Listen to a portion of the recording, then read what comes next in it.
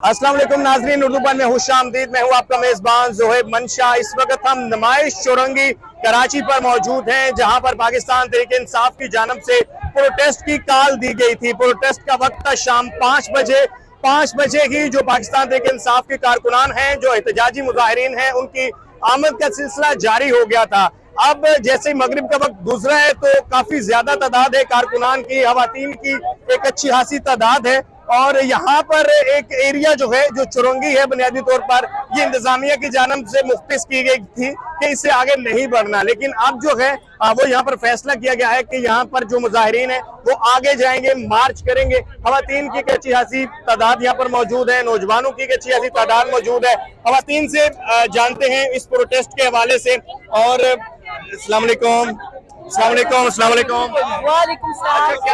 Protest के हवाले से आज का जो प्रोटेस्ट है वो मुल्कगीर प्रोटेस्ट हो रहा है। जी बिल्कुल, मुल्कगीर प्रोटेस्ट हो रहा है। हमारी रेड लाइन को क्रॉस किया गया है और जब ये क्रॉस किया इन्होंने तो अब हम किसी भी किस्म की रेजिस्टेंस से बालातर होकर निकलेंगे। हमने इनको पहले ही कहा था कि इमरान खान हमारी रेड लाइन है, उसको क्रॉस नहीं करना।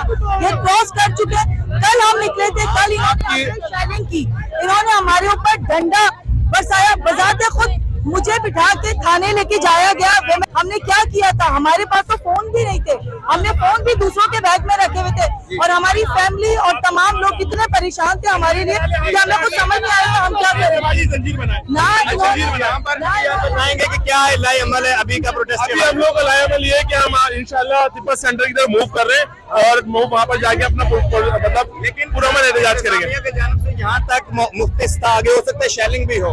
अगर शेलिंग हुई तो उसके लिए हम तैयार है। कल भी हमारे ऊपर शेलिंग की गई, लेकिन हमारी माशाल्लाह माए बहनें सब तैयार थी। यहाँ पर व्यूअर्स अगर आप देखें तो जो मुजाहिरीन है वो तिब्बत सेंटर की जानिब आगे बढ़ रहे हैं और यहाँ पर आगे जो है वो खवातीन की एक अच्छी खासी तादाद है।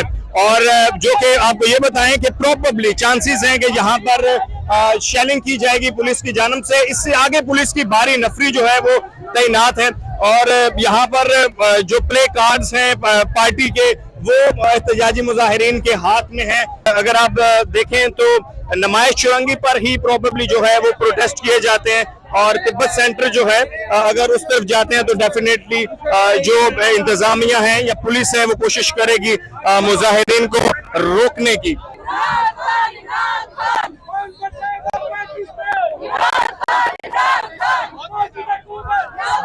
अच्छा, यहाँ पर अभी जो मुजाहिरीन है ये आगे बढ़ रहे हैं तिब्बत सेंटर की जानिब नुमाइश चौरंगी से। अस्सलाम वालेकुम।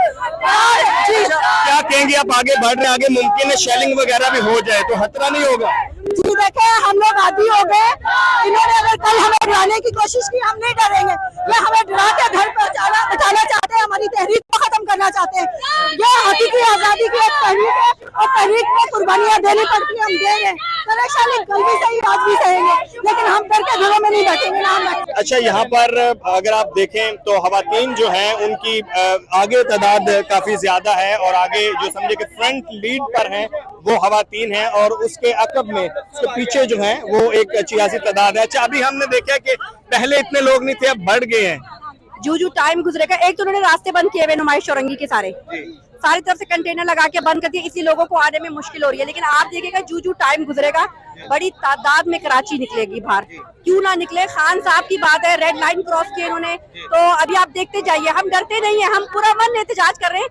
आप लोग मीडिया वाले, आप लोग गवाह होंगे कि ना किसी कारकुन के हाथ में डंडा है, ना पत्थर है, ना हमने आज तक कल भी एहतजाज किया था पूरा मन। हमने कल भी कोई नुकसान नहीं, किसी अमला को कोई नुकसान नहीं पहुंचाया। अलबत्ता सिंध पुलिस ने हमारे ऊपर एक्सपायर शेलिंग की, तो अब हम एक्सपायर शेलिंग से भी नहीं डरते।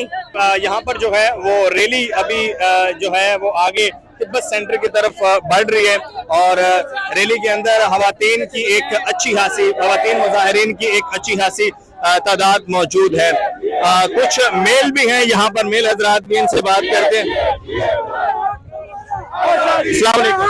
क्या कहेंगे कि आगे बढ़ रहे हैं, मुमकिन आगे शेलिंग वगैरह भी हो जाए?